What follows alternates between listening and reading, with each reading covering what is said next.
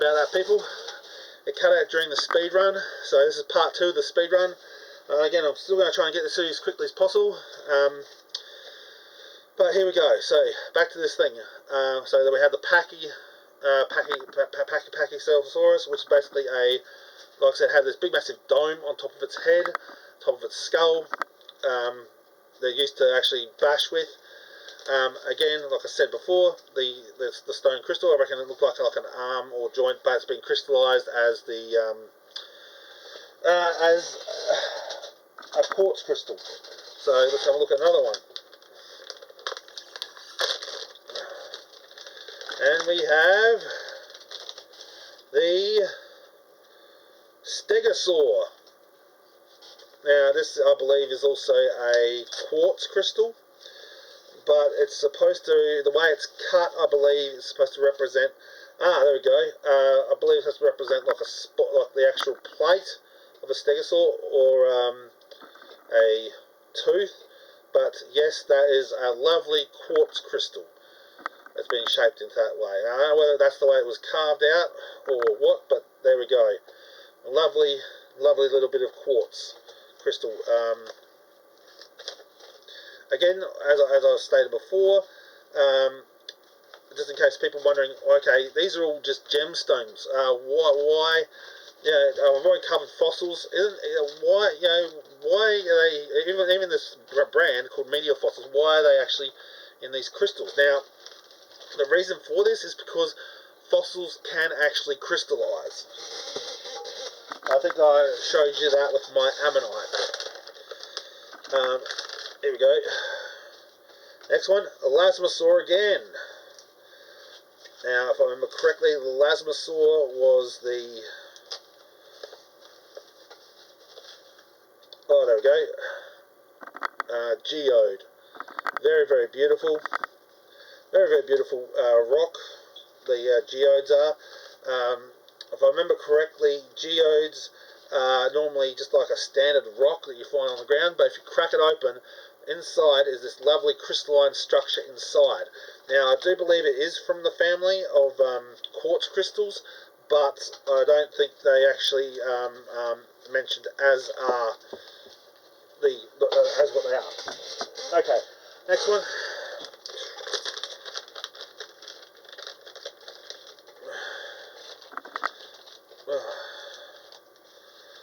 We have the Majungasaurus.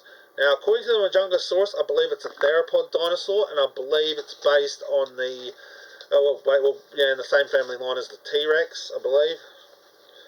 And there we go. Now, this is a basically molded metal, melted metal, which I don't know in the whole scheme of things whether that would actually be considered like a molted metal that would have been like found like by a volcanic ash if it was found inside the fossil.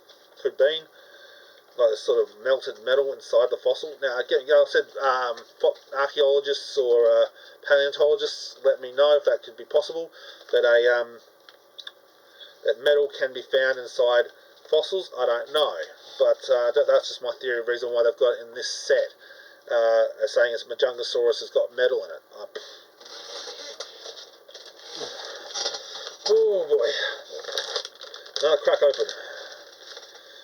Oh. Here we go again. Velociraptor. Yes, we've got a Velociraptor. Now what's the bone representation here? Oh, I reckon that's probably supposed to represent like a femur, like a leg piece, or like a joint. So joint from a knee or an arm. But that's what I think it's supposed to represent. But there you go, and that's another round of quartz. Very, very beautiful.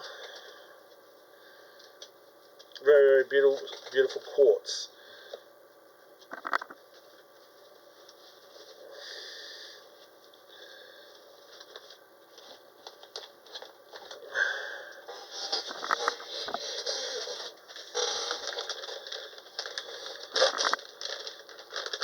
Let's see what we've got here. Whoa, there goes the card, and that is another Majungasaurus. Oh. Whew.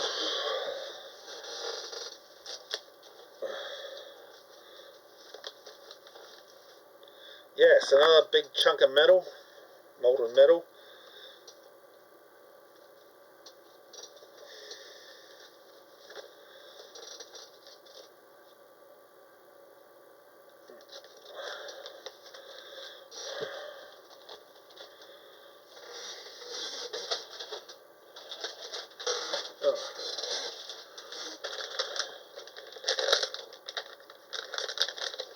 Whoa, there we go.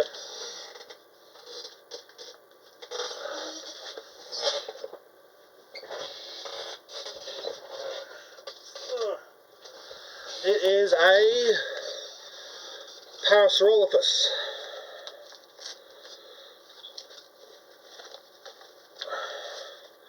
Oh, that's very nice.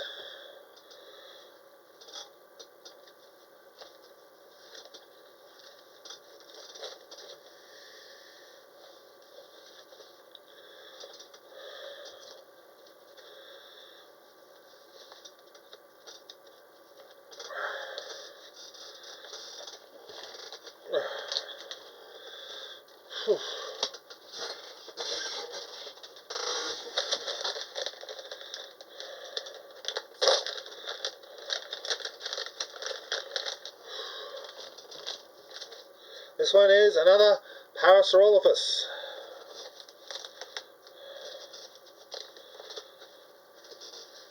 Again, another lovely looking geode.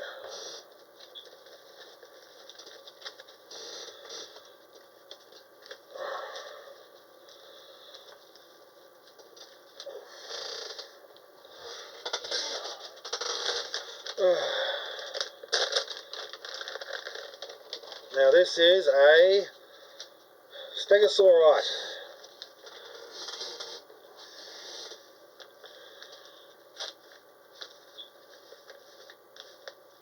Oh, that's beautiful. Again, I feel like that's supposed to be like a representation of a knee, or like a bone joint.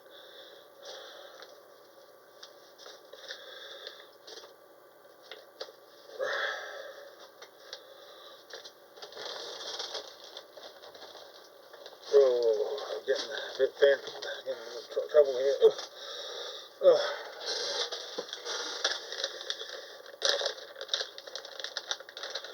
What's this one? There we go. Velociraptorite.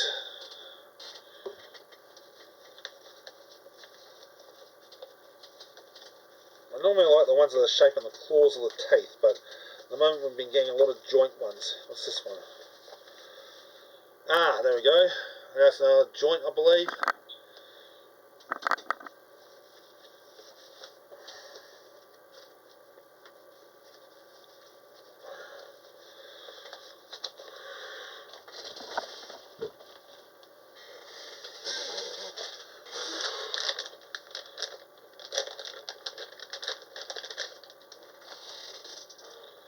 Oh, hello.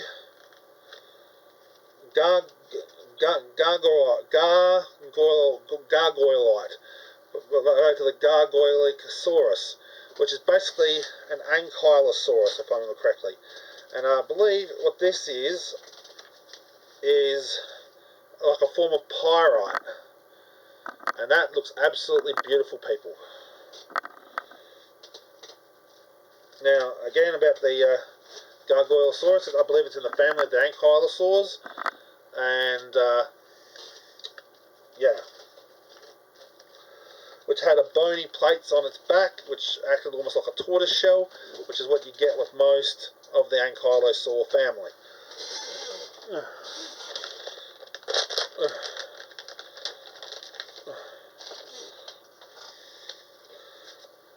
Majungasaurus again.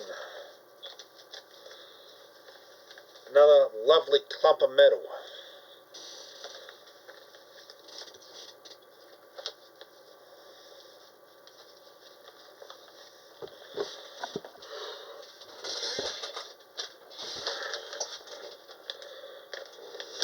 Oh, come on, baby. What you got?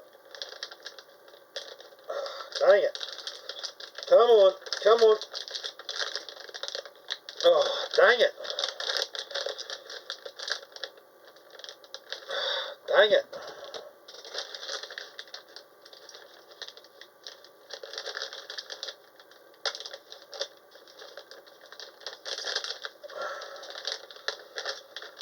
This one was hard to get open, so hopefully we've got something special.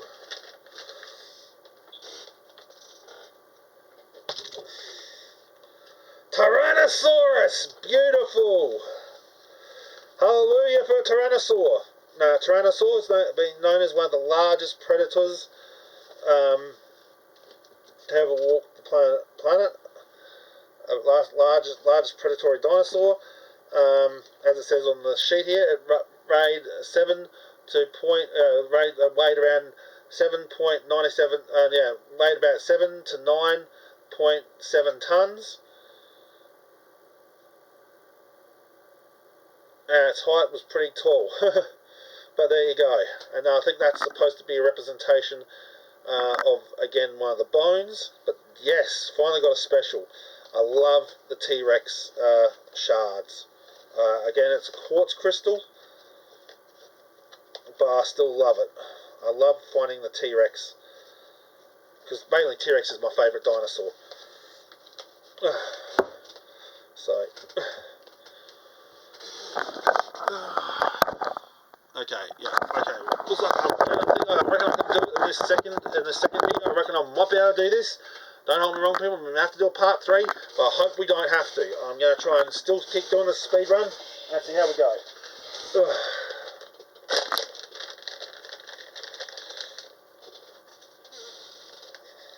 Another Petrodon. And a little bit of information about the Petrodon.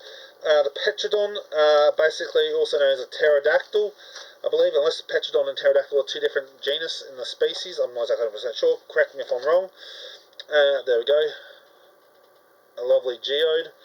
Again, with that species, it has been said that it used to go and pick up fish in the shorelines. Yeah. It used to go pick up fish along the shorelines, but it wasn't very picky. It could also pick up young, small dinosaurs as well on land. Also, another little trivia about the Petrodon, it's a flying reptile, not actually a dinosaur. The name dinosaur actually refers to a giant land reptile, or as some people think today, the dinosaurs are more related to birds. So either giant dinosaurs are normally associated with being a large bird or large reptile on land. And again, this one here, we have another quartz crystal, and it is from the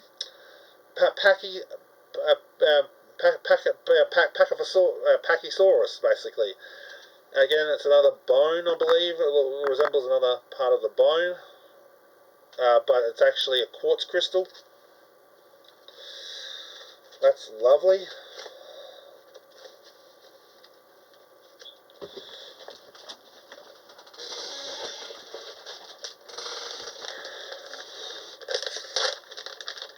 I don't know, people. You have to check this video and this last video and find out how many packs I've actually opened. So I have no idea how many packs of these I've actually opened. This is a Gargoylosaur. Again, like I said, it had bony plates on its back and it's part of the Ankylosaur family. Most of its diet was basically, I believe it was plant material.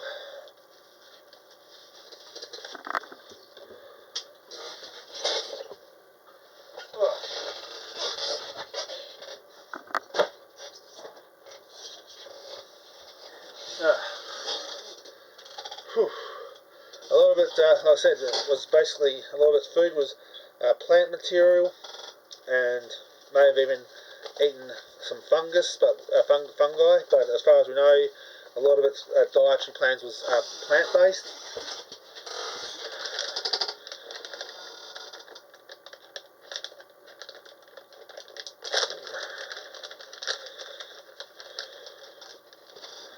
Stegosaurus.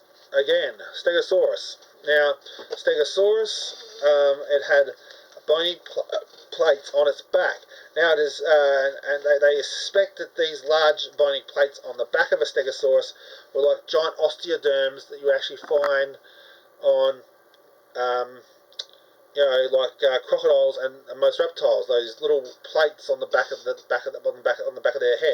head, and not really the back of their head, but on their back.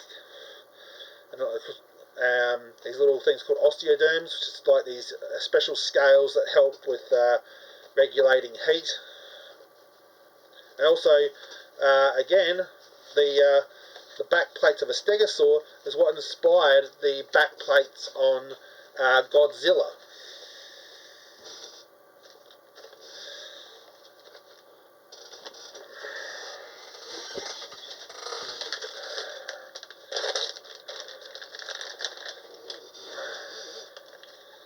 Tyrannosaurus again! Oh, hello, what have we got here? Tyrannosaur. Oh, there we go, a lovely piece. I think it's supposed to again represent like a part of the bone.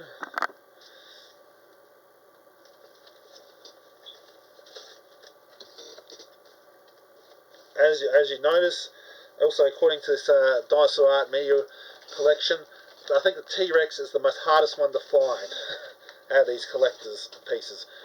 I rarely find the T-Rex dinosaur fossils. Here we go, here's another one.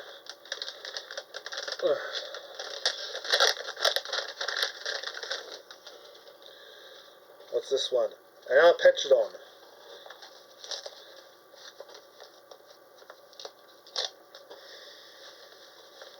There we go, another quartz crystal. And it is said that the Petrodon wingspan could be like almost some wingspans of a Petrodon could measure to that of a small singular plane. So they say.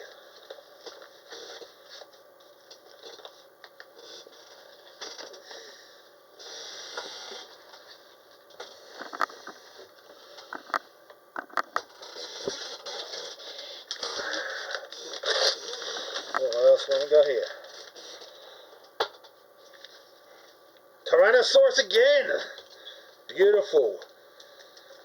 I think that makes 3 Tyrannosaurs now. And what do we have here?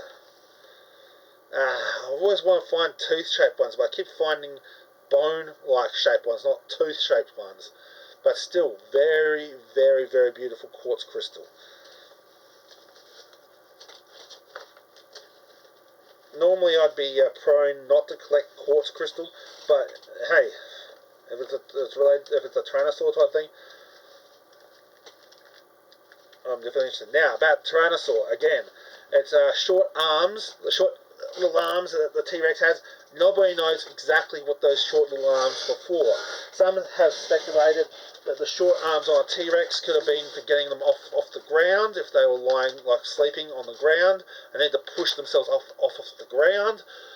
Or even when they're doing the fun times with their partner, to help as being like claspers to hold onto during mating, or to hold their prey if they're eating their prey, to help hold the prey. But I seriously doubt that, because the T-Rex's bite strength is quite strong, and even that could actually hold their prey a lot more easier than the arms. So I'm suspecting it probably was more on, used for intimate moments, or getting off the ground, or that as opposed to holding prey. Now this one here is again another Petrodon.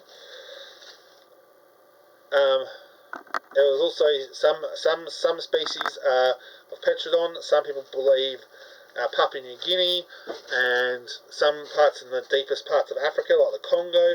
They believe the flying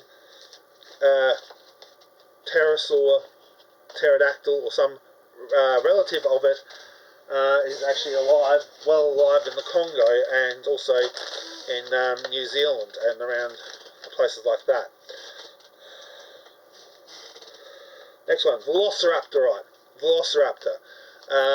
Again, when we think of Velociraptor, we normally think of the ones from Jurassic Park. Although the ones on Jurassic Park were based on Deinosuchus and Utahraptor. And this one looks more like one of their teeth. There we go. That's, oh no, not teeth, but like one of the claws. So that's actually pretty cool. I like that one. Again, back to that thing about the claw. It's like a claw that looked like that. They had one on each foot, mainly in the main toe, as opposed to sometimes when some people do toys and stuff, they put it in the middle, like so, which actually looks kind of rude if you think about it. But they do it like that, or they put it on the, I don't know if I can do this, or they put it on the other end. So, but no, the actual raptor claw is actually on the actual edge of the foot, on the side of the foot, as opposed to either the middle or the other side. Just so to clarify that.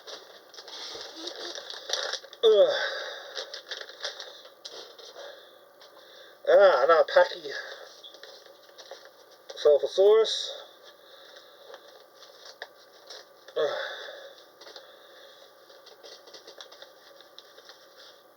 There we go, and that looks more like one of the head spikes, so that's pretty cool. Yeah, on Pachycephalosaurus, they had also not only like a dome on their head, they also had little spikes around the head as well.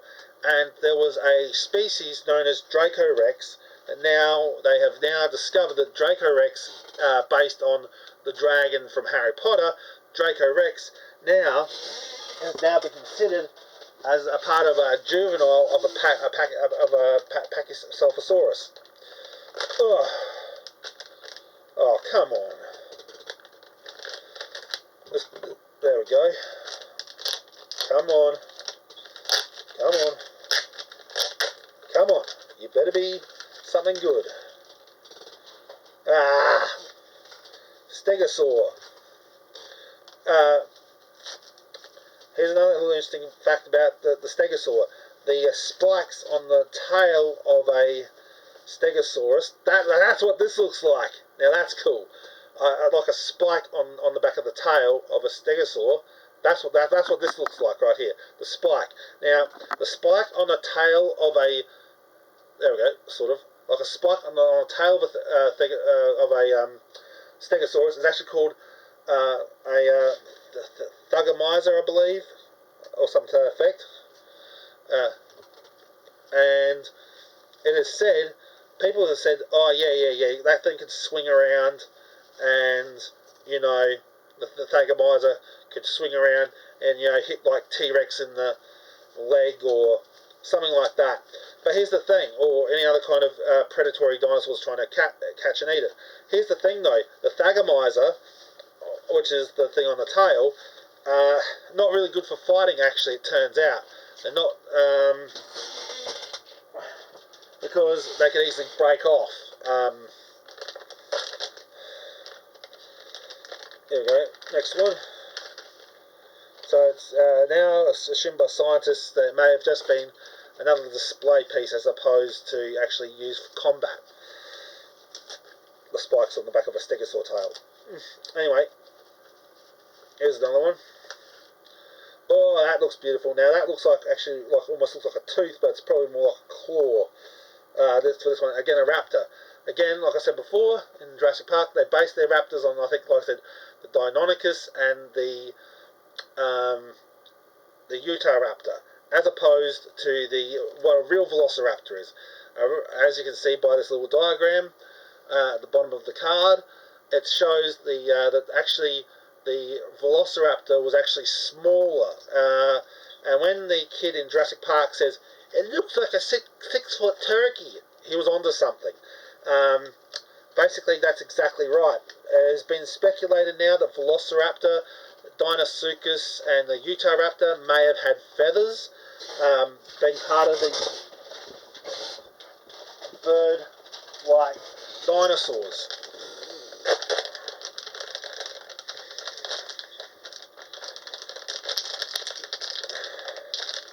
Come on, baby. Man. I swear to God, maybe it's just because I'm getting close to the end of these. They don't want me to pop them open. Okay, next one.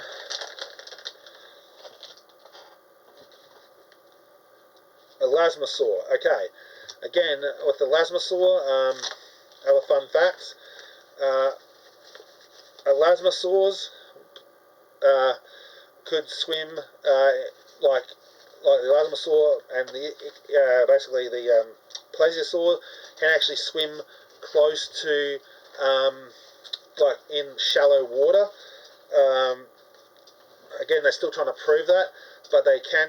There's said that they can swim into shallow water, and they eat a lot of things like squid, octopus, fish, and things like crabs and things too, I think. Anyway, here's another one. This is the Majungasaurus. Again, I haven't got much else to say about Majungasaurus because I haven't really done much study on him.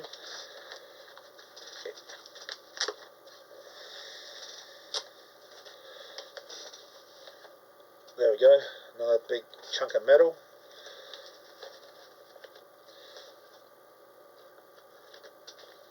It's said that as well that if because they had also the Majungasaurus had I believe it said that the Majungasaurus had scoops on its back as well, a bit like crocodile, and that they believe that they could also evolve possibly like a Stegosaurus plate if the right conditions applied. But I don't know if that's true or not, people. I think that's probably just an exaggeration. Here we go. Spinosaurus again. Another interesting thing about Spinosaurus aegypticus was it was founded in Egypt, as the name implies. Aegypticus meaning Egyptian, I think.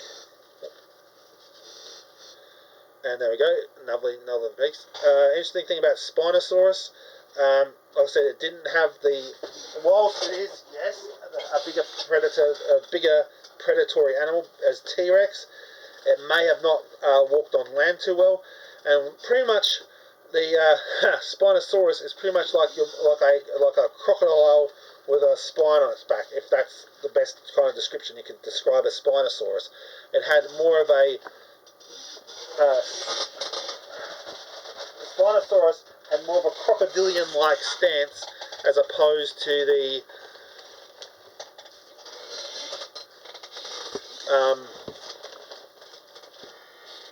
sort of like in Jurassic Park in that famous scene. Again, back when they were doing Jurassic Park with the Spinosaurus piece, they didn't know really what the Spinosaurus was or was not capable of. As it turned